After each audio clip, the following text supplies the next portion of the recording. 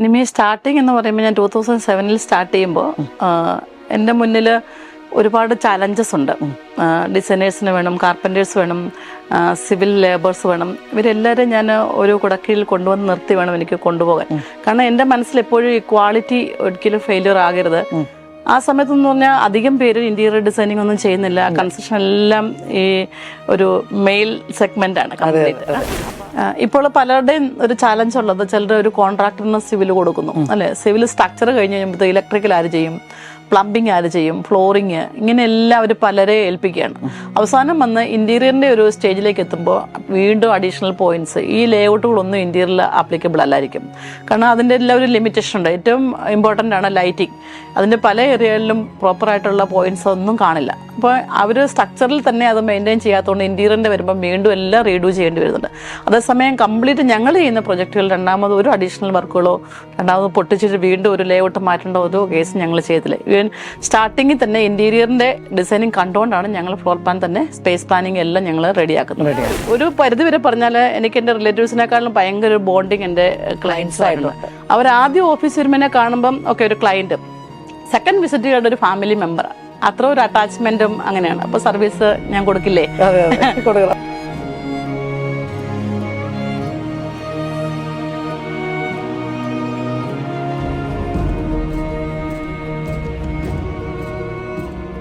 Hi ma'am. Hi Nimmi. ശരിക്കും പറയുകയാണെങ്കിൽ ഒരു 18 years ആയിട്ട് മാം ഇപ്പോൾ construction, interior, turnkey projects ഈ ഒരു ഫീൽഡിലാണ്. അധികം ലേഡീസ് വരാത്തൊരു ഫീൽഡാണ് നമ്മുടെ ഈ ഒരു ഫീൽഡ്. ഇപ്പം ഞാനും ഈ ഒരു ഇൻഡസ്ട്രിയിൽ കുറേ വർഷമായി, മാമും ഒരു 18 വർഷമായി. അപ്പോൾ എനിക്ക് ശരിക്കും പറഞ്ഞാൽ ഭയങ്കര സന്തോഷമുണ്ട്. കാരണം നമ്മൾ ഈ ഒരു വ്ളോഗ്സ് ചെയ്യുമ്പോൾ വളരെ കുറച്ചാണ് നമുക്ക് ലേഡീസിനെ കിട്ടാറുള്ളൂ. എസ്പെഷ്യലി ഇത്രയും വർഷമായിട്ട് സക്സസ്ഫുൾ ആയിട്ട് ഈ ഇൻഡസ്ട്രിയിൽ നിൽക്കുന്ന ആൾക്കാരെ എനിക്ക് തോന്നുന്നു ഞാൻ മുമ്പ് അങ്ങനെ അധികം ഇന്റർവ്യൂ ചെയ്തിട്ടേ ഇല്ല. അപ്പോൾ ഇന്നത്തെ ഈ ഒരു വ്ളോഗിൽ നമ്മൾ ലയൽ ഡിസൈൻസ് എന്ന് പറഞ്ഞിട്ടുള്ള ഈ ഒരു ഫേമിനെ കുറിച്ചാണ് പറയേണ്ടത്.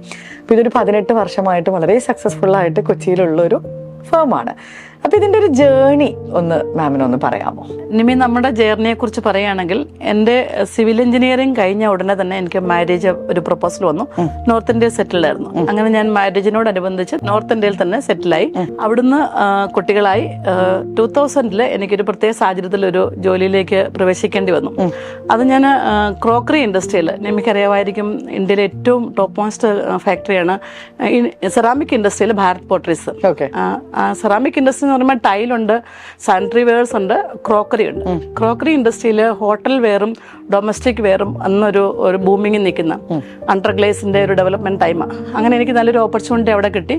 അങ്ങനെ ഞാൻ ആ ഇൻഡസ്ട്രിയിൽ, സെറാമിക് ഇൻഡസ്ട്രിയിൽ ഹോട്ടൽ വെയറിന്റെ ഡെവലപ്മെന്റിൽ എനിക്ക് അങ്ങനെ ഒരു ഓപ്പർച്യൂണിറ്റി കിട്ടി. ഞാൻ അവിടെ ഡിസൈനർ ആൻഡ് ഡെവലപ്മെന്റിൽ എനിക്കൊരു ജോലി കിട്ടി. അങ്ങനെ ഞാൻ അവിടെ ഒരു 5 വർഷം വർക്ക് ചെയ്തു. 2000 തൊട്ട് 2005 വരെ ഭാരത് പോട്ടറീസിന്റെ ഇൻഡസ്ട്രിയിൽ എല്ലാ ഡിസൈനിങ്ങിലും ഡെവലപ്മെന്റിലും ഞാൻ നിന്നു. അവിടെ എനിക്ക് ഒത്തിരി കാര്യങ്ങൾ ഡെവലപ്പ് ചെയ്യാൻ സാധിച്ചു. അങ്ങനെ ഇരിക്കുമ്പോൾ എനിക്കൊരു ആഗ്രഹം തോന്നി, ഞാൻ സിവിൽ എഞ്ചിനീയറിംഗ് കഴിഞ്ഞ് നിൽക്കുന്നതല്ലേ, എൻ്റെ തന്നെ നാട്ടിൽ വന്ന് സ്വന്തമായിട്ട് എന്തെങ്കിലും ചെയ്യാം, ആരെയും ഡിപ്പെൻഡഡ് ആകണ്ട. കാരണം മക്കളുണ്ട്, എല്ലാവരും കൂടെ ഉണ്ട്. അപ്പോൾ എനിക്ക് തന്നെത്താനെ, കാരണം അവിടെ എനിക്ക് ഒരുപാട് കാര്യങ്ങൾ ക്രിയേറ്റിവിറ്റി കൊണ്ടുവരാൻ സാധിച്ചു. അപ്പം ഞാൻ പഠിച്ചതിൽ തന്നെ എനിക്ക് എന്തെങ്കിലും ചെയ്യാം അങ്ങനെ ആഗ്രഹമുണ്ട്. പക്ഷെ ഞാൻ പഠിക്കുമ്പോഴും എൻ്റെ ആഗ്രഹം എന്ന് വെച്ചാൽ വീട് എന്നുള്ളത് എല്ലാവരുടെയും വലിയൊരു സ്വപ്നമാണല്ലോ. കാരണം ഏതൊരാളുടെയും ഏറ്റവും വലിയൊരു ആഗ്രഹം സ്വന്തം വീട്ടിൽ താമസിക്കുക, അവിടെ എൻജോയ് ചെയ്യുക, അങ്ങനൊരു ഉണ്ട്. അപ്പോൾ അതിനുവേണ്ടി തന്നെ ഞാൻ നാട്ടിലേക്ക് തിരിച്ചു പോന്നു. നാട്ടിലെത്തിയപ്പോൾ ഇവിടുത്തെ സിറ്റുവേഷൻ ഞാൻ മനസ്സിലാക്കിയപ്പോൾ 2005 ഇവിടെ അത്ര ഇന്റീരിയർ വരുന്നില്ല. അപ്പോൾ ഇന്റീരിയറിന്റെ ഒരു ആർക്കിടെക്ചർ ഡിഗ്രി കൂടി ഞാൻ പഠിച്ചു. അതിനുശേഷം 2007 ഞാൻ എൻ്റെ ഈ ലയൽ ഡിസൈൻസ് എന്നുള്ള ഫേം സ്റ്റാർട്ട് ചെയ്തു. അപ്പം മാം പറഞ്ഞല്ലോ 2007 മാം ഇങ്ങനെ ലയൽ ഡിസൈൻസ് എന്ന് പറഞ്ഞൊരു ഫേം സ്റ്റാർട്ട് ചെയ്തത്. അപ്പോൾ ആ 2007 തൊട്ട് ഇപ്പം 2024 അല്ലേ? അപ്പം എനിക്കറിയാം മാം ഒത്തിരി വർക്ക് ചെയ്തിട്ടുണ്ട്, ഒരുപാട് നല്ല ക്ലയൻസിനെ കുറിച്ച് മാം പറഞ്ഞിട്ടുണ്ട്. അപ്പം എങ്ങനെയായിരുന്നു അതിൻ്റെ ഒരു സ്റ്റാർട്ടിങ് കാര്യങ്ങളൊക്കെ വരുന്നത്? നിമി, സ്റ്റാർട്ടിങ് എന്ന് പറയുമ്പോൾ ഞാൻ 2007 സ്റ്റാർട്ട് ചെയ്യുമ്പോൾ എൻ്റെ മുന്നിൽ ഒരുപാട് ചാലഞ്ചസ് ഉണ്ട്. ഡിസൈനേഴ്സിന് വേണം, കാർപ്പൻറ്റേഴ്സ് വേണം, സിവിൽ ലേബേഴ്സ് വേണം. ഇവരെല്ലാവരും ഞാൻ ഒരു കുടക്കീഴിൽ കൊണ്ടുവന്ന് നിർത്തി വേണം എനിക്ക് കൊണ്ടുപോകാൻ. കാരണം എൻ്റെ മനസ്സിൽ എപ്പോഴും ഈ ക്വാളിറ്റി ഒരിക്കലും ഫെയിലിയർ ആകരുത്. ആ സമയത്തെന്ന് പറഞ്ഞാൽ അധികം പേര് ഇന്റീരിയർ ഡിസൈനിങ് ഒന്നും ചെയ്യുന്നില്ല. കൺസ്ട്രക്ഷൻ എല്ലാം ഈ ഒരു മെയിൽ സെഗ്മെന്റ് ആണ് കംപ്ലീറ്റ്. അപ്പൊ അതൊക്കെ എനിക്കൊരു വലിയൊരു ചലഞ്ചാണ്. അപ്പോഴും ഞാൻ അതിനെ ഒട്ടും ഞാൻ ശ്രദ്ധിച്ചില്ല. കാരണം എനിക്ക് വർക്ക് ചെയ്യണം, നല്ലൊരു പ്ലാറ്റ്ഫോമിൽ നിൽക്കണമെന്ന് മാത്രമേ എൻ്റെ ശ്രദ്ധയുള്ളൂ. അപ്പം അങ്ങനെ ഞാൻ തന്നെ പ്ലാൻ വരയ്ക്കും, ഡിസൈൻ ചെയ്യും, സൈറ്റിൽ പോകും, കാർപ്പൻറ്റേഴ്സിനെ നോക്കും. ഇങ്ങനെയുള്ള എനിക്ക് എല്ലാ ഏരിയകളും, കാരണം എനിക്കൊരു ഇഷ്ടം തോന്നി ഞാൻ ചെയ്യുന്നതാണ്. എനിക്കതിനോട് പാഷനാകുമ്പോൾ എനിക്ക് അതിനെ ഞാൻ റെസ്പെക്ട് ചെയ്യും. ഞാൻ റെസ്പെക്ട് ചെയ്യുന്ന ഒരു കാര്യത്തെ എനിക്ക് വേറൊരാൾ വന്നത് ചെയ്യുമ്പോൾ അത്ര ഒരു സാറ്റിസ്ഫാക്ഷൻ ഉണ്ടാവില്ല. അതുകൊണ്ട് ഞാൻ എല്ലായിടത്തും ചെയ്യും. ഞാൻ ഡിസൈൻ ചെയ്താലേ എനിക്ക് ആ ഒരു പെർഫെക്ഷൻ കിട്ടത്തുള്ളൂ, ഞാൻ സൈറ്റിൽ ചെന്നാലേ ഒരു പെർഫെക്ഷൻ ഉണ്ടാവുള്ളൂ. അങ്ങനെയാണ് എൻ്റെ മനസ്സിൽ എപ്പോഴും കിടക്കുന്നത്. അപ്പം ഞാൻ തന്നെയാണ് ആദ്യ സമയങ്ങളിലെല്ലാം ചെയ്തത്. ഡിസൈൻ വരയ്ക്കും, കാർപ്പൻറ്റേഴ്സിന് കൊടുക്കും. അപ്പോൾ അങ്ങനെ വന്ന് എനിക്ക് പറ്റില്ലാണ്ട് തോന്നി. ഞാൻ ട്രാവൽ ചെയ്ത് സൈറ്റിൽ പോകുന്നു, സൈറ്റിൽ നിന്ന് തിരിച്ചു വരുന്നു. അപ്പോൾ ഓവർനൈറ്റൊക്കെ ഇരിക്കും, 2 മണി 3 മണിയൊക്കെ ആകും ഞാൻ കിടക്കുമ്പോൾ. അങ്ങനെ ഞാൻ താമസിക്കുന്നൊരു 3 BHK വില്ലയാണ് എടപ്പള്ളിയിൽ തന്നെ. അപ്പം ഞാൻ അവിടെ ഒരു റൂം ഞാൻ ഡിസൈനേഴ്സിന് വേണ്ടി ഒന്ന് മാറ്റിവെച്ചൊരു ഓഫീസാക്കി. 2 പെൺകുട്ടികളെ നിലമ്പൂരിൽ നിന്ന് എനിക്ക് അങ്ങനെ കിട്ടി. നല്ല കുട്ടികൾ, അവരുടെ പേരൻസ് തന്നെ കൊണ്ട് എൻ്റെ അടുക്കലാക്കി. നല്ലൊരു സേഫായിട്ട് അവർക്കൊരു സ്ഥലം കിട്ടി. അങ്ങനെ തന്നെ 2 പേര് തുടർന്നു. അങ്ങനെ കുറച്ച് മുന്നോട്ട് പോയി. ഞാൻ ഇപ്പം സൈറ്റിലെ കാര്യങ്ങളെല്ലാം മാനേജ് ചെയ്യണം, സൂപ്പർവൈസേഴ്സ് ഉണ്ട്, എല്ലാവരും ഉണ്ട്. അപ്പോൾ ഒരു ഓഫീസ് ആകട്ടെ എന്ന് കരുതി ഞാൻ ക്യൂസാറ്റിൻ്റെ മുന്നിലൊരു 1200 സ്ക്വയർ ഫീറ്റിൻ്റെ ഒരു ഓഫീസ് എടുത്തു. അവിടെ നിന്ന് പിന്നെ ഞാൻ കുന്നുംപുറത്ത് ഒരു ഓഫീസ് വാങ്ങി. അവിടെ ഞങ്ങൾ അക്കൗണ്ട്സും ഡിസൈനേഴ്സിനും ഞങ്ങൾ 1500 സ്ക്വയർ ഫീറ്റ് ഉണ്ട്. അങ്ങനെ അവിടെ ഞങ്ങൾ പൊയ്ക്കൊണ്ടിരിക്കുമ്പോൾ പല ക്ലയൻസും വരുമ്പം എനിക്കെല്ലാം മൗത്ത് പബ്ലിസിറ്റിയാണ്, റെഫറൻസ് ആണ്. അപ്പം NRIs എന്ന് പറഞ്ഞാൽ അവരവിടെ നിന്ന് വരുന്നു. ഒരുപാട് കഥകളുണ്ടത് പറയാൻ അതിൻ്റെ പിന്നിൽ. അപ്പോൾ അവരവിടെ നിന്ന് വരുമ്പോൾ വേറൊന്നും നോക്കില്ല, കാരണം അത് കേട്ട് അതിൻ്റെ ക്വാളിറ്റി, നമ്മൾ നിൽക്കുന്നതും എല്ലാം മനസ്സിലാക്കി നേരെ വന്ന് കൊട്ടേഷൻ ചോദിക്കുന്നു. ക്വാളിറ്റി അവർക്ക് മനസ്സിലാക്കി അവരങ്ങനെ തന്നെ വർക്ക് തരുക. നമുക്ക് അതിനെപ്പറ്റി കൂടുതൽ ആലോചിക്കേണ്ടിയും വരുന്നില്ല, അവർക്കും വേറൊരു സെക്കൻഡ് ഒപ്പീനിയൻ എടുക്കേണ്ടി വരുന്നില്ല. അപ്പോൾ അങ്ങനെ വന്നാൽ ഞങ്ങൾ ഇരിക്കുമ്പം ഒരു സമയമായപ്പോഴത്തേന് ഇതിൻ്റെ മെറ്റീരിയലിൻ്റെ പല മെറ്റീരിയൽസ് മാർക്കറ്റിൽ വരാൻ തുടങ്ങിയല്ലോ. അപ്പോൾ ഞാൻ വുഡ് മാത്രം കോൺസെൻട്രേറ്റ് ചെയ്യുമായിരുന്നു, ടീക്വുഡ്, മഹാഗണി, പിൻകോഡ്, അങ്ങനെ വന്നപ്പം ഇവരുടെ റിക്വയർമെൻറ്റ് മാറി വരാൻ തുടങ്ങിയപ്പം എനിക്ക് ഒരു റെഫറൻസിൽ വന്നത് കൂടാതെ വേറൊരു വർക്ക് കൂടെ കാണണമെന്നൊരു താല്പര്യം തോന്നിയാൽ ഇനി കാണിക്കാൻ പറ്റുന്നില്ല. അപ്പോൾ അന്നേരം തൊട്ട് ഞാൻ ഇങ്ങനെ പ്ലാൻ ചെയ്തു, ഒരു എക്സ്പീരിയൻസ് സെൻറ്റർ തന്നെ ഞാൻ ചെയ്യാം. അതാകുമ്പം എൻ്റെ കസ്റ്റമർ എൻ്റെ അടുക്കൽ വരുന്നവർ ഒരിക്കലും നിരാശപ്പെട്ടു പോകരുത്. അവരെന്താണ് ആഗ്രഹിക്കുന്നത്, അവർക്ക് എന്താണ് വേണ്ടത്, ഒരു ടച്ച് ആൻഡ് ഫീൽ കൊടുത്താലേ അവർക്ക് നമ്മൾ പുറമേ കാണുമ്പം അവർ ഓക്കെയാണ്, അവരൊരു റെഫറലിൽ വന്നിരിക്കുന്നതാണല്ലോ, അവർ കംഫർട്ടാണല്ലോ എന്ന് ഞാൻ മനസ്സിലാക്കുന്നു. പക്ഷേ അതിനൊരു അപ്പുറത്ത് ഒരു സ്റ്റേജും കൂടെ ഉണ്ട്. ഇവരുടെ വീട്ടിൽ നമ്മൾ ഇൻസ്റ്റാൾ ചെയ്യുന്ന കാര്യം എന്താണ് എന്ന് അവർ കണ്ട് മനസ്സിലാക്കി ബോധ്യപ്പെട്ട് ആ ഒരു കോൺഫിഡൻസ് ലെവലിൽ എത്തിയിട്ട് നമ്മൾ ചെയ്യുമ്പം വേറൊരു സാറ്റിസ്ഫാക്ഷൻ അല്ലേ. അപ്പൊ അങ്ങനെ ഞാൻ എൻ്റെ മനസ്സിൽ ഞാനൊരു 2015 തൊട്ട് ഞാൻ ഇങ്ങനെ മനസ്സിലിട്ട് ഇങ്ങനെ താലോലിക്കാൻ തുടങ്ങി. എനിക്കൊരു എക്സ്പീരിയൻസ് സെന്റർ ചെയ്യണം. കാരണം വരുമ്പം കസ്റ്റമർ ഇന്നത്തെ ഏറ്റവും അപ്ഗ്രേഡ് ചെയ്തിട്ടുള്ള മെറ്റീരിയൽസിന്റെ ഒരു ഡിസ്പ്ലേ ഉണ്ടായിരിക്കണം. പിന്നെ ഇപ്പൊ കിച്ചണ്, വാർഡ്രോബ്സ്, ബെഡ്റൂം, അതെ കറക്റ്റ്. അതെ അതിൻ്റെ ഒത്തിരി മെറ്റീരിയൽസ് ഉണ്ട്. നിമ്മി കോർ മെറ്റീരിയൽസ് ഉണ്ട്, ഫിനിഷേഴ്സ് ഉണ്ട്, ഇപ്പൊ ലാമിനേറ്റ്സ് ആയി, വിനീറായി, ഗ്ലാസ്, ഒരുപാട് മെറ്റീരിയൽസ് ഉണ്ടല്ലോ. പിന്നെ നമ്മൾ പറയുമ്പോൾ അല്ലെങ്കിൽ അവർ കേൾക്കുമ്പം പിന്നെ ഗ്രീൻ മെറീനോടെ ഒക്കെ നിമിക്കറിയാലോ, ചെറിയ പാലറ്റ്സ് ആയിരിക്കാം, അല്ലെങ്കിൽ കുറച്ചുകൂടെ വലിയ സൈസ് ആയിരിക്കും. പിന്നെ അതിട്ടിട്ട് അവൻ്റെ QR കോഡൊക്കെ ചെയ്തിട്ട് നമ്മൾ അവരുടെ സൈറ്റിൽ കയറി നോക്കണം. പക്ഷെ നമ്മൾ ലൈവായിട്ട് വരുമ്പം കംപ്ലീറ്റ് ടെക്സ്ചർ മാറും, കളറേ മാറും. നിമിക്കറിയാം ഒരു ഫോട്ടോ എടുക്കുന്നല്ല നമ്മൾ ലൈവായിട്ട്. അപ്പോൾ ഇതൊക്കെ ഞാൻ ഭയങ്കര കോൺഷ്യസ് ആയി. അപ്പം ഞാൻ അങ്ങനെ കോൺഷ്യസ് ആകുമ്പോൾ എൻ്റെ ക്ലയൻറ്റിനെ ഞാൻ അങ്ങനെ അത് കൺവിൻസ് ചെയ്യും. അങ്ങനെ ആഗ്രഹിച്ച് ഒരു സിംഗിൾ ഫ്ലോറിലെങ്കിലും എക്സ്പീരിയൻസ് സെൻറ്റർ ചെയ്യണമെന്ന് ഞാൻ ആഗ്രഹിച്ചു. പക്ഷേ ദൈവം സഹായിച്ച് എനിക്കത് 3 ഫ്ലോറിൽ അത് ചെയ്യാൻ സാധിച്ചു. 5000 സ്ക്വയർ ഫീറ്റിന്റെ ഒരു ബിൽഡിംഗ് ഞാൻ കിടപ്പിൽ ടോളിൽ തന്നെ അത് സെറ്റ് ചെയ്യാൻ സാധിച്ചു. വളരെ ഭംഗിയായിട്ട് ഇവിടെ വരെ ഞങ്ങളുടെ ജേർണി വളരെ സക്സസ്ഫുള്ളി ഞങ്ങൾ ഇവിടെ എത്തി. 2 പേരിൽ നിന്ന് തുടങ്ങി ഇപ്പൊ നമുക്ക് ഏകദേശം എത്ര സ്റ്റാഫ് ഉണ്ട് മാം? ഞങ്ങൾ 2 പേരിൽ തുടങ്ങി. ഇപ്പം ഞങ്ങൾക്ക് 100ഓളം, മോർ ദാൻ 100 പറയാം. കാരണം പ്രൊജക്ട്സ് കൂടുന്നതനുസരിച്ച് ഞങ്ങൾ അതിനനുസരിച്ച് ആൾക്കാരെ എടുത്തുകൊണ്ടിരിക്കും. അതിൻ്റെ അകത്ത് എഞ്ചിനീയേഴ്സ് ഉണ്ട്, സൈറ്റ് എഞ്ചിനീയേഴ്സ് ഉണ്ട്, ഡിസൈനേഴ്സ് ഉണ്ട്, വർക്കേഴ്സ്, കാർപ്പൻറ്റേഴ്സ്, ഇലക്ട്രീഷ്യൻസ്, പ്ലംബേഴ്സ്, മേസന്മാര്, പെയിന്റേഴ്സ്, എല്ലാവരും അടക്കം ഉണ്ട്. കാരണം ഓരോരുത്തരും ഞങ്ങൾ ടീമായിട്ടാണ് കൊണ്ടുപോകുന്നത്. മാം, നമ്മളിപ്പോ ഈ ലാൽ ഡിസൈൻസ് എന്ന് പറഞ്ഞ ഫേം ഉണ്ടല്ലോ, അത് എന്തൊക്കെ സർവീസ് ആണ് നമ്മുടെ ഒരു കസ്റ്റമർക്ക് നമ്മൾ പ്രൊവൈഡ് ചെയ്യുന്നത്? ഞാൻ ഒറ്റ വാക്കി പറഞ്ഞു കഴിഞ്ഞാൽ ഇമ്മി എല്ലാ സർവീസും കൊടുക്കണം എന്നാണ് എൻ്റെ ആഗ്രഹം.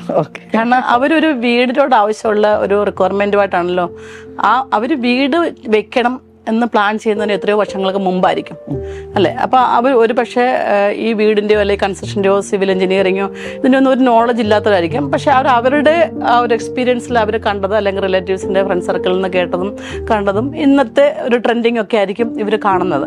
പക്ഷെ അവരുടെ വീട്ടിലേക്ക് വരുമ്പം അവരുടെ ഫാമിലിയുടെ റിക്വയർമെൻറ്റ്സ് വേറെ ആയിരിക്കാം, മക്കളുടെ റിക്വയർമെൻറ്റ്സ് വേറെ ആയിരിക്കാം, പേരൻസ് ഉണ്ടായിരിക്കാം, ഗ്രാൻഡ് പേരൻസ് ഉണ്ടായിരിക്കാം. ഇവരെല്ലാം കൂടെ ചേർത്ത് പിടിച്ച് വേണം നമ്മളൊരു വീട് പണിയാൻ. അപ്പോൾ ഏറ്റവും ഇമ്പോർട്ടൻ്റ് ആയിട്ടുള്ള ഒരു സ്പേസ് പ്ലാനിങ് ഉണ്ട്. അവിടെ തൊട്ട് തുടങ്ങി ഇവൻ മാനുഫാക്ചറിങ് ചെയ്ത് ഇൻസ്റ്റാളേഷൻ ചെയ്ത് ഹാൻഡ് ഓവറിങ് വരെ ചെയ്യുന്ന എല്ലാം എനിക്ക് ചെയ്യാൻ ഇഷ്ടമാണ്. ഇഷ്ടമെന്ന് പറഞ്ഞാൽ അതിനെ എല്ലാത്തിനും ഞാൻ റെസ്പെക്ട് ചെയ്യുന്നുള്ളതുകൊണ്ടാണ് ഞാൻ അതിനെ ഇഷ്ടപ്പെടുന്നത്. നമ്മൾ വെറുതെ ഇഷ്ടപ്പെട്ടിട്ട് അത് ചെയ്തു തീർക്കാൻ പറ്റില്ല. നമ്മളൊരു നെയിം സേക്ക് എന്തെങ്കിലും ചെയ്തിട്ട് ഒന്ന് ഹാൻഡ് ഓവർ ചെയ്ത് മതിയായിരിക്കും എന്നുകൊണ്ടായിരിക്കും നമ്മൾ ഇറങ്ങുന്നത്. പക്ഷേ അത്രയും ഇഷ്ടത്തോടു കൂടി ചെയ്യുന്നതുകൊണ്ട് എല്ലാ സൊല്യൂഷനും ഞാൻ എൻ്റെ ലായൽ ഡിസൈനേഴ്സിൽ ഞാൻ 1 by 1 ഒരുക്കിയിട്ടുണ്ട്.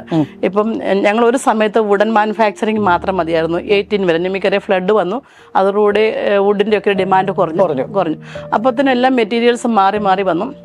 അപ്പോൾ തന്നെ ഞങ്ങൾ അതിനെ അപ്ഗ്രേഡ് ചെയ്തിട്ട് ഏറ്റവും അപ്ഗ്രേഡ് ചെയ്തിരിക്കുന്ന ഓട്ടോമാറ്റിക് മെഷീൻ ഇറക്കി മാനുഫാക്ചറിങ് യൂണിറ്റോട് ഞങ്ങൾ ചെയ്തിട്ടുണ്ട്. അവിടെ ഞങ്ങൾ എന്താണ് ക്ലയൻറ്റിൻ്റെ റിക്വയർമെൻറ്റ് അത് ഞങ്ങൾ കസ്റ്റമൈസ് ചെയ്തിട്ട് അവർ സെലക്ട് ചെയ്ത്, ഇപ്പോൾ ഷോറൂമിൽ ഒന്ന് സെലക്ട് ചെയ്യാനുള്ള ഓപ്ഷൻസ് ഒരുപാടുണ്ട്. അതെല്ലാം അവരെന്ത് സെലക്ട് ചെയ്യുന്നു അത് തന്നെ ഞങ്ങൾ അവരുടെ ഇഷ്ടത്തിനൊത്തോണം ഞങ്ങൾ മാനുഫാക്ചർ ചെയ്ത് പ്രീ ഇൻസ്റ്റാൾ ചെയ്ത് നോക്കിയിട്ടാണ് ഞങ്ങൾ സൈറ്റിലേക്ക് കൊണ്ടുവന്ന് ചെന്ന് അവർക്ക് ഫിറ്റ് ചെയ്ത് അവരുടെ ഒരു സാറ്റിസ്ഫാക്ടറി ലെവൽ ഏതാണ് അവിടെ അവരെ എത്തിച്ചിട്ട് ഞങ്ങൾ ഹാൻഡ് ഓവർ ചെയ്തു. നമ്മുടെ എവിടെയാണ് ഫാക്ടറി വരുന്നത് പറവൂർ തത്തപ്പള്ളി അവിടെയാണ് ഞങ്ങളുടെ ഫാക്ടറി വരുന്നത്. അത് അത്യാവശ്യം നല്ല വലിയ ഫാക്ടറിയാണ്. അതെ 1.5 ഏക്കറിലാണ് നല്ല സ്പേഷ്യസ് ആയിട്ടുള്ള എല്ലാ ഫെസിലിറ്റിയോടുകൂടിയുള്ള ഫാക്ടറി. ഇപ്പൊ മാം പറഞ്ഞല്ലോ ലയൽ ഡിസൈൻസ് എന്ന് പറഞ്ഞ കമ്പനി നമ്മുടെ അടുത്ത് വരുന്ന ഒരു കസ്റ്റമറുടെ എന്ത് റിക്വയർമെന്റും അത് ചെയ്തു കൊടുക്കാനായിട്ട് ദേ ആർ റെഡി അല്ലേ. അപ്പൊ എനിക്ക് അറിയേണ്ടതെന്ന് പറഞ്ഞാൽ നമ്മൾ ചെയ്യുന്ന മേജർ സെഗ്മെന്റ്സ് എന്തൊക്കെയാണ്? ഇപ്പൊ നമ്മൾ റെസിഡൻഷ്യൽ മാത്രമാണോ ഫോക്കസ് ചെയ്യുന്നത് അല്ലെങ്കിൽ കൊമേഴ്ഷ്യൽ ഉണ്ടോ? അതൊന്ന് എക്സ്പ്ലെയിൻ ചെയ്യാമോ? തീർച്ചയായിട്ടും നിമ്മേ. നമ്മുടെ സർവീസ് എന്ന് പറയുമ്പം civil, residential, commercial, interior, renovation, landscaping ഇതെല്ലാം നമ്മുടെ സർവീസിൽ ഉൾപ്പെടുന്നു. പിന്നെ അതിന്റെ ഓരോന്നിനും ഓരോ സെഗ്മെന്റ് ഡീറ്റെയിൽസ് പോകുമ്പം സിവിലില് നമുക്ക് ഗവൺമെന്റ് അപ്രൂവൽ കിട്ടേണ്ട പ്ലാന്, അതിനുശേഷം നമ്മുടെ ഇൻഫ്രാസ്ട്രക്ചർ തൊട്ടുള്ള എല്ലാ വർക്കുകളും ചില കൺസ്ട്രക്ഷനിൽ വരുന്ന electrical, plumbing, flooring, tiling, painting, അങ്ങനെ ഇറ്റ്സ് ആൻഡ് എവറിത്തിങ് നമ്മൾ തന്നെയാണ് എല്ലാം അസോസിയേറ്റ് ചെയ്യുന്നത്. അത് നമ്മൾ ടീമായിട്ടാണ് നമ്മൾ ഓരോരുത്തരെയും അത് അസൈൻ ചെയ്തിട്ടാണ് അങ്ങനെ വർക്ക് പോകുന്നത്. ഒപ്പം തന്നെ ഇത് ഞങ്ങളുടെ ഒരു പ്രത്യേകത, ഞങ്ങളൊന്നും സബ് കോൺട്രാക്ടിങ് ഇല്ല. എല്ലാം നമ്മുടെ ഇൻഹൗസ് ആണ് പ്രൊഡക്ഷൻ വരെ. ഇന്റീരിയറിലേക്ക് വരുമ്പോഴും ഇതുപോലെ തന്നെയാണ് ഡിസൈൻ ചെയ്ത് ക്ലയന്റ് അപ്രൂവൽ എടുത്തതിന് ശേഷം ഞങ്ങൾ മാനുഫാക്ചർ ചെയ്ത് കൊടുക്കുന്നു. അങ്ങനെ തന്നെയാണ് റെസിഡൻഷ്യലിലും കൊമേഴ്ഷ്യലിലും ഇന്റീരിയറും ലാൻഡ്സ്കേപ്പ്. പിന്നെ ഏത് വീടിൻ്റെയാണോ അതിനനുസരിച്ച് ഒരു തീം ബേസ് കാണുമായിരിക്കും. അതിനനുസരിച്ച് ഞങ്ങൾ ഡിസൈൻ ചെയ്ത് ലാൻഡ്സ്കേപ്പും കോമ്പൗണ്ട് വാളും എല്ലാം ചെയ്ത് കംപ്ലീറ്റ് ചെയ്തിട്ട് കീ ഹാൻഡ് ഓവറിംഗ് ആണ്. അപ്പൊ ശരിക്കും പറഞ്ഞപ്പോ മാമിന്റെ അടുത്ത് ഒരാൾ വരാണെങ്കിൽ പിന്നെ അവർക്ക് കീ മേടിക്കാൻ വന്നാൽ മതി. തീർച്ചയായിട്ടും എല്ലാ കാര്യം അവർക്കൊരു ഹെഡേക്ക് ഉണ്ടാക്കാത്ത രീതിയിലാണ് നമ്മളെല്ലാം ചെയ്യുന്നത്. പ്ലെയിൻ പ്ലോട്ടും ആയിട്ട് എനിക്കൊരു വീട് വെക്കണം അല്ലെങ്കിൽ എനിക്കൊരു കൊമേഴ്ഷ്യൽ ബിൽഡിംഗ് വെക്കണം എന്ന് പറഞ്ഞ ഒരാൾ വന്നു കഴിഞ്ഞാൽ ടേൺ കീ ആയിട്ട് എല്ലാ ഗവൺമെന്റ് അപ്രൂവൽസും പ്ലാനും കാര്യങ്ങളും എല്ലാം ചെയ്തിട്ടാണ് നമ്മൾ അവർക്ക് കീ ഹാൻഡ് ഓവർ ചെയ്യുന്നത്. 100% അല്ലേ. ഇപ്പോൾ പലരുടെയും ഒരു ചാലഞ്ച് ഉള്ളത്, ചിലർ ഒരു കോൺട്രാക്ടറിന് സിവിൽ കൊടുക്കുന്നു അല്ലെ. സിവിൽ സ്ട്രക്ചർ കഴിഞ്ഞ് കഴിയുമ്പോൾ ഇലക്ട്രിക്കൽ ആര് ചെയ്യും, പ്ലംബിംഗ് ആര് ചെയ്യും, ഫ്ലോറിങ്, ഇങ്ങനെ എല്ലാവരും പലരെ ഏൽപ്പിക്കുകയാണ്. അവസാനം വന്ന് ഇന്റീരിയറിന്റെ ഒരു സ്റ്റേജിലേക്ക് എത്തുമ്പോൾ വീണ്ടും അഡീഷണൽ പോയിന്റ്സ്, ഈ ലേഔട്ടുകളൊന്നും ഇന്റീരിയറിൽ ആപ്ലിക്കബിൾ അല്ലായിരിക്കും. കാരണം അതിൻ്റെ എല്ലാം ഒരു ലിമിറ്റേഷൻ ഉണ്ട്. ഏറ്റവും ഇമ്പോർട്ടൻ്റ് ആണ് ലൈറ്റിംഗ്. അതിൻ്റെ പല ഏരിയകളിലും പ്രോപ്പറായിട്ടുള്ള പോയിന്റ്സ് ഒന്നും കാണില്ല. അപ്പോൾ അവർ സ്ട്രക്ചറിൽ തന്നെ അത് മെയിൻറ്റെയിൻ ചെയ്യാത്തതുകൊണ്ട് ഇന്റീരിയറിന്റെ വരുമ്പോൾ വീണ്ടും എല്ലാം റീഡൂ ചെയ്യേണ്ടി വരുന്നുണ്ട്. അതേസമയം കംപ്ലീറ്റ് ഞങ്ങൾ ചെയ്യുന്ന പ്രൊജക്റ്റുകൾ രണ്ടാമത് ഒരു അഡീഷണൽ വർക്കുകളോ രണ്ടാമത് പൊട്ടിച്ചിട്ട് വീണ്ടും ഒരു ലേഔട്ട് മാറ്റേണ്ട ഒരു കേസ് ഞങ്ങൾ ചെയ്തില്ല. ഈവൻ സ്റ്റാർട്ടിങ്ങിൽ തന്നെ ഇന്റീരിയറിന്റെ ഡിസൈനിങ് കണ്ടുകൊണ്ടാണ് ഞങ്ങൾ ഫ്ലോർ പ്ലാൻ തന്നെ സ്പേസ് പ്ലാനിങ് എല്ലാം ഞങ്ങൾ റെഡിയാക്കുന്നത്. മാം, അതുപോലെ നമുക്കിപ്പോൾ ഇത്രയും വർഷം കൊണ്ട് നമുക്കിപ്പോൾ എത്രമാത്രം ക്ലയൻസിന് നമുക്ക് സർവീസ് കൊടുക്കാനായിട്ട് പറ്റിയിട്ടുണ്ടോ? ഉണ്ട് നിമ്മേ. ഞാൻ എടുത്തു പറഞ്ഞു കഴിഞ്ഞാൽ ഒരു മോർ ദാൻ 500 ക്ലയൻസ് എന്ന് പറയാം. അതിനകത്ത് അത്രയും എണ്ണം എന്താണെന്ന് വെച്ചാൽ ഞാൻ ഒന്നാമത്തെ കാര്യം ഞാൻ എണ്ണാറില്ല. 2, ഞാൻ ഈ ക്വാണ്ടിറ്റിയിലല്ല എൻ്റെ വിശ്വാസം, ക്വാളിറ്റി സർവീസും ക്വാളിറ്റി പ്രൊഡക്റ്റ് കൊടുക്കുമ്പോൾ ഒപ്പം തന്നെ സർവീസും കൊടുക്കണം. പക്ഷേ നിമ്മിക്ക് അറിയാമല്ലോ, നമ്മുടെ ഒരു ഹ്യൂമൻ നേച്ചർ എന്ന് പറയുമ്പോൾ എല്ലാവരും നമുക്ക് 100% സാറ്റിസ്ഫൈ ചെയ്യാൻ പറ്റില്ല, പ്രത്യേകിച്ച് അതെ. കാരണം നമ്മൾ ഉദ്ദേശിക്കുന്നത് അവരുടെ എക്സ്പെക്ടേഷനും വേറെ ആയിരിക്കാം. പ്രത്യേകിച്ച് ഡിസൈൻ കൊടുക്കുമ്പോഴും ഒരു 90% വരെ വർക്ക് തീരുന്നവരെ അവർ ഒന്നും മിണ്ടില്ല, സൈലന്റ് ആയിരിക്കും. ഇത് തീർന്ന് എല്ലാം കഴിഞ്ഞ് കഴിയുമ്പോഴായിരിക്കും അവരുടെ ഇഷ്ടങ്ങളും പലതും അവരുടെ കൺസെപ്റ്റും ഇതൊക്കെയാണെങ്കിലും അവരത്രയും എന്താ പറയുന്നത്, നമുക്കൊരു പോസിറ്റീവായിട്ടുള്ള ഒരു റിസൾട്ട് അവിടെ കിട്ടിയില്ലെന്ന് വരാം. അതൊക്കെ ഞങ്ങൾ ഫേസ് ചെയ്യാറുണ്ട് ഒബ്വിയസ്ലി. പിന്നീട് സർവീസിന്റെ കാര്യത്തിൽ ഞങ്ങളുടെ ആഗ്രഹം എപ്പം വിളിച്ചാലും ഞങ്ങൾക്ക് അവൈലബിൾ ആകണം എന്നുള്ള ആഗ്രഹമുണ്ട്. പിന്നെ NRIs ഒക്കെ അവർ വരുന്ന ടൈമിൽ ഞങ്ങളെ വിളിക്കാറുണ്ട്. ഈവൻ വർക്കില്ലെങ്കിൽ പോലും ഞങ്ങളെ വിളിച്ചൊരു എന്താ പറയുക ഒരു ഫാമിലി റിലേഷൻ ഞങ്ങൾ മെയിൻറ്റെയിൻ ചെയ്യാറുണ്ട്.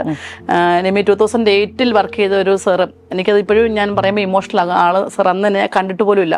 സാർ തരുന്ന ഒരു ചെക്ക് വരെ ഞാൻ ഇപ്പോഴും സൂക്ഷിച്ച് വെച്ചിട്ടുണ്ട്. ഇപ്പോഴും എൻ്റെ ഫോട്ടോകോപ്പി എൻ്റെ കയ്യിലിരിക്കുക. സാർ എന്നെ ലാസ്റ്റ് സാറിൻ്റെ വർക്ക് തീരുന്നിടം വരെ ഞങ്ങൾ തമ്മിൽ കണ്ടിട്ടില്ല. ആ സാറിൻ്റെ ഇപ്പോഴും ഞാൻ വർക്ക് ചെയ്തുകൊണ്ടിരിക്കുക. അതെന്ന് വെച്ചൊരു ഫാമിലി റിലേഷന് സാർ തന്നെ ഒരുപാട് പേര് എനിക്ക് റെഫർ ചെയ്തിട്ടുണ്ട്. അങ്ങനെ എല്ലാവരും ഒരു പരിധി വരെ പറഞ്ഞാൽ എനിക്ക് എൻ്റെ റിലേറ്റീവ്സിനെക്കാളും ഭയങ്കര ഒരു ബോണ്ടിങ് എൻ്റെ ക്ലയൻസ് ആയിട്ടുണ്ട്. അവർ ആദ്യം ഓഫീസ് വരുമ്പോൾ കാണുമ്പം ഒക്കെ ഒരു ക്ലയൻറ്റ്, സെക്കൻഡ് വിസിറ്റ് ചെയ്യേണ്ട ഒരു ഫാമിലി മെമ്പർ, അത്ര ഒരു അറ്റാച്ച്മെന്റും അങ്ങനെയാണ്. അപ്പൊ സർവീസ് ഞാൻ കൊടുക്കില്ലേ? പക്ഷെ ചില കേസസിൽ അവരുടെ നമ്മൾ ഇത്രയും ക്ലയൻസിനെ ഹാൻഡിൽ ചെയ്യുമ്പോൾ, പ്രത്യേകിച്ച് നമ്മുടെ ഇന്റീരിയർ ഇങ്ങനത്തെ ഈ ഒരു കൺസ്ട്രക്ഷൻ എന്ന് പറയുമ്പോൾ എപ്പോഴും നമുക്ക് എല്ലാവരെയും സാറ്റിസ്ഫൈ ചെയ്യാനായിട്ട് പറ്റില്ല. അത് ഈ ലോകത്ത് ഒരു പ്രോഡക്റ്റിനും പറ്റില്ല എന്നുള്ളതാണ് എന്റെ വിശ്വാസം. അത് ഞാൻ ഫേസ് ചെയ്യുന്നുണ്ട്. പിന്നെ എന്നാലും എന്റെ മാക്സിമം, കാരണം അവരുടെ ആറ്റിറ്റ്യൂഡ് അങ്ങനെയാണെന്നല്ല, ഞാൻ എന്റെ വർക്കിനെയാണ് റെസ്പെക്ട് ചെയ്യുന്നത്. അപ്പൊ അത് ഏറ്റവും നല്ലതായിട്ട് ചെയ്യണം. അത് ചെയ്ത് കഴിഞ്ഞാൽ ആഫ്റ്റർ സർവീസ് ഞാൻ കൊടുക്കണം. അതിൻ്റെ അകത്ത് ഞാൻ അങ്ങേയറ്റം ഡെഡിക്കേറ്റഡ് ആയിട്ട് ഞാനും എൻ്റെ ടീമും, ഇപ്പം നല്ല ടീം എനിക്കുണ്ട്, അവരും അങ്ങനെ തന്നെ. ഞാൻ എൻ്റെ അതേ ഒരു ഗോളും അതേ ഫോക്കസുമാണ് എൻ്റെ ടീമിന്. നല്ല രീതിയിലാണ് എല്ലാ കാര്യങ്ങളും മുന്നോട്ട് പോകുന്നത്. എന്തൊക്കെയാണ് നമ്മൾ ഈ ലാൽ ഡിസൈൻസ് എന്ന് പറഞ്ഞ ഒരു ഫേമിന്റെ ഫ്യൂച്ചർ പ്ലാൻസ് എന്തെല്ലാം ഒന്ന് പറയാമോ? നിമി, ഞങ്ങളുടെ 2025 എന്ന് പറയുന്നത് നമ്മളെല്ലാവരും വളരെ ആകാംക്ഷയോടെ കാത്തു നിൽക്കുന്നത്. ഞങ്ങളും അതുപോലെ തന്നെ 2025 ജാനുവരി ടു ഡിസംബർ ഞങ്ങളുടെ കലണ്ടർ ഞങ്ങൾ ഫിക്സ് ചെയ്ത് കഴിഞ്ഞു. ഞങ്ങളുടെ കസ്റ്റമറിന് ഏറ്റവും ഇന്നോവേറ്റീവ് ആയിട്ടും ക്രിയേറ്റീവ് ആയിട്ടുള്ള എന്ത് ഞങ്ങൾക്ക് കൊടുക്കാൻ പറ്റും ഞങ്ങൾ ഓൾറെഡി ഫിക്സ് ചെയ്ത് കഴിഞ്ഞു. ഞാൻ ഈ 2024 കുറച്ച് ട്രാവൽ ചെയ്തു, കുറെ റിസർച്ച് ചെയ്തു. നമ്മുടെ ഈ ഇൻഡസ്ട്രിയിൽ എന്തൊക്കെയാണ് ഇനിയും 25, 26 ഈവൻ ഞാൻ 30 വരെയുള്ള എൻ്റെ പ്ലാനിങ്ങിലുണ്ട്, ഡിസൈൻ പ്ലാനിങ്ങിലുണ്ട്. ഒപ്പം തന്നെ 2025 വരാവുന്ന എല്ലാ മെറ്റീരിയൽസും ഞങ്ങൾ ഉടനെ തന്നെ ഇവിടെ എത്തിക്കും.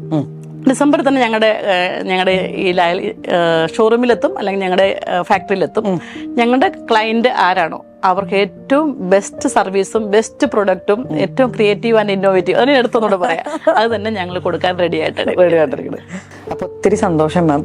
എനിക്ക് പറയാനുള്ളതെന്ന് പറഞ്ഞാൽ ഞാൻ ഇൻട്രോയിൽ പറഞ്ഞ പോലെ 18 years ആയിട്ട് ഈ ഒരു ഫീൽഡിൽ ഇത്രയും സക്സസ്ഫുൾ ആയിട്ട് നിൽക്കുന്ന ലേഡീസ് ഞാൻ പറഞ്ഞല്ലോ വളരെ കുറവാണ്. അപ്പം നമ്മളൊക്കെ ഒരേ ഇൻഡസ്ട്രിയുടെ ഭാഗമാണ്, കൂടുതലും ഒരു മെയിൽ ഡോമിനേറ്റഡ് ആയിട്ടുള്ള ഇൻഡസ്ട്രീസിലാണ് നമ്മളെല്ലാം നിൽക്കുന്നത്. അപ്പൊ ഇത്രയും വർഷമായിട്ട് നമ്മളത് സക്സസ്ഫുൾ ആയിട്ട് പോവാന്ന് പറയുന്നത് തന്നെ വലിയൊരു കാര്യമാണ്. അപ്പൊ ഇനിയും എനിക്ക് പറയാനുള്ളതെന്ന് പറഞ്ഞാൽ ലാൽ ഡിസൈൻസ് എന്ന് പറഞ്ഞ കമ്പനി ഇപ്പൊ മാം പറഞ്ഞ പോലെ 2025-ലും 26-ലും 27-ലൊക്കെ ഒത്തിരി ഇന്നോവേറ്റീവ് ആയിട്ടുള്ള അല്ലെങ്കിൽ ഒത്തിരി ക്രിയേറ്റീവ് ആയിട്ടുള്ള കാര്യങ്ങൾ ഇൻഡസ്ട്രിയിൽ കൊണ്ടുവരണം. ഞാൻ മാമിനോട് സംസാരിച്ചപ്പോൾ എനിക്ക് മനസ്സിലായ ഒരു കാര്യം എന്ന് പറഞ്ഞാൽ മാം ഒരു ഫൈറ്ററാണ്. കാരണം വളരെ ചെറുപ്പത്തിൽ ബിസിനസ് തുടങ്ങി സക്സസ്ഫുൾ ആയിട്ട് ബിസിനസ് കൊണ്ടു നടക്കുന്നു, 100 സ്റ്റാഫിനെ മെയിൻറ്റെയിൻ ചെയ്യുന്നു. അപ്പൊ അതൊക്കെ ശരിക്കും പറഞ്ഞാൽ സാധാരണ ആൾക്കാർക്ക് പറ്റുന്ന കാര്യങ്ങളല്ല. അപ്പൊ അത് കുറച്ച് എന്താ പറയാ ഫൈറ്റർ ആയിട്ടുള്ള ആൾക്കാർക്ക് പറ്റുന്നൊരു കാര്യമാണ്. അപ്പൊ അത് ഇനിയും കണ്ടിന്യൂ ചെയ്യട്ടെ. അപ്പൊ ഒരുപാട് നന്ദി ഇത്ര സമയം നമുക്ക് തന്നതിന്, ഇത്രയും നല്ല കുറെ കാര്യങ്ങൾ നമുക്ക് കവർ ചെയ്യാൻ പറ്റിയതിൽ. എനിക്ക് തോന്നുന്നു ആദ്യത്തെ ഒരു എക്സ്പീരിയൻസ് ആണെന്ന് മാം പറഞ്ഞിരുന്നു. അപ്പൊ എനിക്ക് തോന്നുന്നു ഇത് ഓക്കെ ആയിരുന്നു, വളരെ കംഫർട്ടബിൾ ആയിരുന്നു എന്നൊക്കെ എനിക്ക് തോന്നുന്നു. അപ്പൊ thanks for your time. Thank you.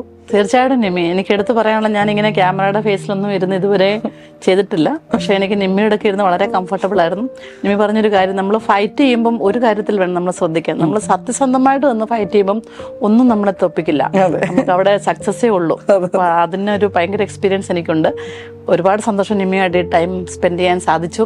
വീണ്ടും ഞങ്ങളുടെ പ്രൊജക്ടിന്റെ ഭാഗമാകാൻ നിമ്മിയുടെ കൂടെ ഞങ്ങളുടെ കൂടെ നിമ്മി ഉണ്ടല്ലോ. Thank you Nimmi.